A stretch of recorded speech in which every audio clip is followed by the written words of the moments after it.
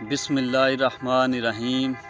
अस्सलामुअलैकुम दोस्तों, आज मैं आपको एक ऐसे शख्स से मुलाकात कराने जा रहा हूँ जिसे अल्लाह सोने ने बेशुमार खूबियाँ दे रखी हैं। उनमें एक खूबी उनकी जादुई और दर्द भरी आवाज़ भी है। तो आइए आप अजे तक खुशबुआं पईयां आउंदियां ने, मेरे आका जो महकां खलार गए ने। यारो जिंदगी उन्हां दी जिंदगी है, वाह जी वाह। ओदे इश्क विच जो भी गुजार गए ने।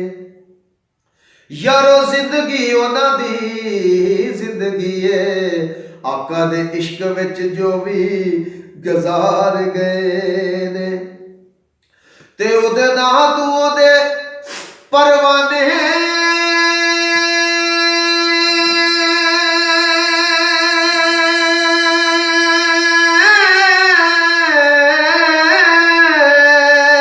बालो जर की जाना वार गए ने। बिंदु ते मतहर इंज लगदा और जिवें लग के हुणे सरकार गए ने। सुभान अल्लाह, सुभान अल्लाह। बिंदु ते हाफज इंज लगदा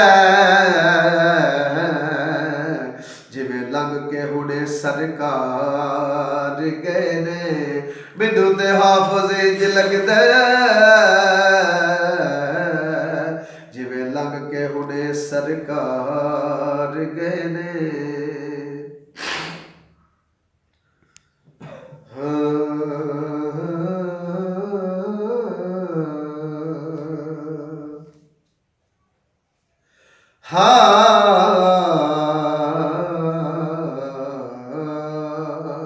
कोई खेड़दा तख्त ते ताज उत्ते,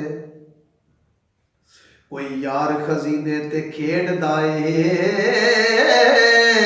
कोई खेड़दा तर के दरिया विच, कोई यार सफीने ते खेड़दा ए। कोई खेड़दा तर के दरिया विच, कोई यार सफीने ते खेड़दा ए। ते कोई खेड़दा चढ़ के बुलंदियां ते,